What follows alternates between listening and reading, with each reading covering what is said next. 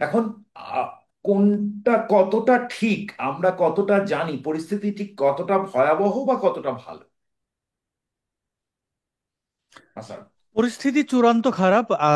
আমি অন্ততপক্ষে থ্যাঙ্কফুল যে আমাদের বাংলাদেশের ক্ষমতা কোনো ভালো মানুষ, মানে ভালো বদমাশ, মানে কিরকম বলবো, যে দেখতে শুনতে ভালো, কথাবার্তাও ভালো বলে, বেশ চতুর, কিন্তু সে খারাপ লোক, এরকম একটা লোকের হাতে দেশ পড়েনি। দেশ পড়েছে একদম, মানে ভেতরে বাহিরে চূড়ান্ত খারাপ একটা লোকের কাছে, একটু যে ইউনুস। মানে সে যে খারাপ, তার তার যে খারাপ যে চরিত্রটা, সেটা সে লুকোতে পারছে না। এদিক থেকে আমরা আনন্দিত যে তার সবকিছু দেখা যাচ্ছে। সে স্পষ্টতই জামাতকেই ক্ষমতা রেখেছে। সে সে নিজেও তো জামাত, 1971-এ তার অবদান কি ছিল? সে কি মুক্তিযুদ্ধ করেছে? না, কিছুই না। এই লোকটা কোনোদিন মুক্তিযুদ্ধের পক্ষে বা বাংলাদেশের পক্ষে কোনো কাজ করেছে? না, করেনি। যা কিছু করেছে, যা কিছু অর্জন, তার সব তার নিজের, এবং তার বিভিন্ন লবির কারণে সে যা কিছু আহ, পেয়েছে আর কি, অর্জন করা নয়, পেয়েছে। সেটা হোক নোবেল আর হোক অন্যান্য পুরস্কার, সেগুলো পেয়েছে। গিভ অ্যান্ড টেক এর ব্যাপার। তো এখন দেখুন, সে বাংলাদেশে ফিরে আমার মনে জনগণের হয় জন্য কি আমার এখানে করেছেন একটা তার ছোট্ট রাইডার আছে, সেটা হচ্ছে যে ওনার যে ব্যক্তিগত অর্জন, যেটা যে হুম, হুম, অ্যাজ আ ইকোনমিস্ট হোক বা অ্যাজ আ গ্রামীণ এমডি, আমি সেটা নিয়ে আমার মনে হয় আমাদের আলোচনা করা ঠিক হবে না। সেটা ওনার অর্জন অর্জন হুম, থাক। হুম। আমরা আপাতত কথা ওকে। বলছি একজন দেশ নেতাকে নিয়ে। না, ওটার সাথে জড়িত, দেশ নেতাটা জড়িত, কারণ হচ্ছে দেখুন, একটা লোক শান্তিতে নোবেল পেয়েছেন।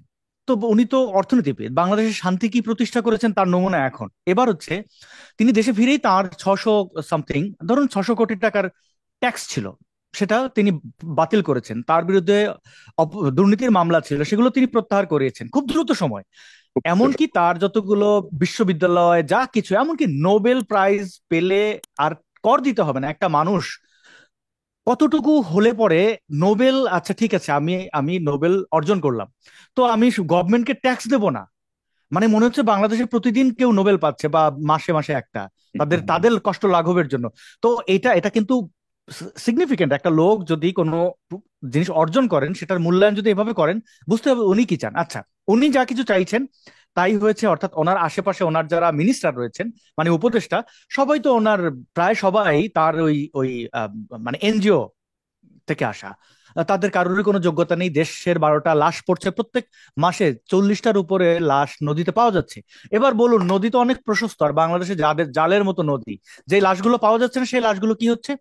সেই লাশগুলোকে বলা হচ্ছে ওরা পালিয়ে গেছে। কোথায় পালিয়ে গেছে? কোনো কোনো জবাবদিহিতা নেই, আইন শৃঙ্খলার কোনো বালাই নেই, প্রতিদিন মানুষ মরছে। এবং সবচেয়ে বড় কথা হচ্ছে, যেহেতু মাজারে হামলা হচ্ছে, এবং বাংলাদেশের ইতিহাসে সবচেয়ে বীভৎস এরকম কোনো মৃত মানুষকে পড়ানোর ঘটনা আমরা দেখিনি, তাও ঘটেছে। এর কারণ কি? এর কারণ হচ্ছে, ইসলামিক যারা ফ্যানাটিক তাদের কিছু সাইন আছে। তারা প্রথম হচ্ছে যে তারা চূড়ান্ত অকৃতজ্ঞ হয়। আপনি ইরানে দেখুন না, এই খোমেনির অবস্থান দেখুন। তারা বামদের ক্ষমতা পেয়ে বামদের মেরেছে তো, একই জিনিস বাংলাদেশে হচ্ছে। তারা এই বাংলাদেশে যাদের হাত ধরে ইসলাম এসছে, তারা কিন্তু ঘোড়া তরবারি নিয়ে ওই জালের মতো ছড়িয়ে ছিটিয়ে থাকা নদী পার হয়ে ওদিকে যায়নি। ওখানে ইসলাম প্রচার হয়েছে এই সুফিদের কারণে। হ্যাঁ। এই পীর আউলিয়া বাউল পাগল ছাগল যাই বলা হয় না কেন, হ্যাঁ, তারা যে বেশেই ছিলেন ওই ওই ভাবে ইসলাম প্রচার হয়েছে ওখানে। তো তাদের সাথে গাদ্দারি না এটা? তাদেরকে হত্যা করা, তাদেরকে তাদের উপরে নিপীড়ন করা, এখন এগুলো কারা করছে? জামাত ইসলাম করছে। জামাত ইসলাম কিছু বিশ্বাস করে, শরিয়া আইনে বিশ্বাস করে। গণতন্ত্রের মাধ্যমে তারা ভোটে যাবে, তারপরে তারা খিলাফত চালু করবে। তো এরা তো হচ্ছে রন্ধ্রে রন্ধ্রে গাদ্দারি। ওরা 1971-এ জামাত ইসলাম যে শুধু বাংলাদেশের মানুষের সাথে গাদ্দারি করেছে তা তো না। এদের প্রত্যেকটা, আপনি রাজনৈতিক প্রত্যেকটা ধাপে দেখবেন গাদ্দারি বেইমানি, এগুলো ছাড়া মৌদুদিবাদের আর কিছু নেই। তো এখন তো জামাত ক্ষমতা এবং ইউনুস তাদের মধ্যমণি।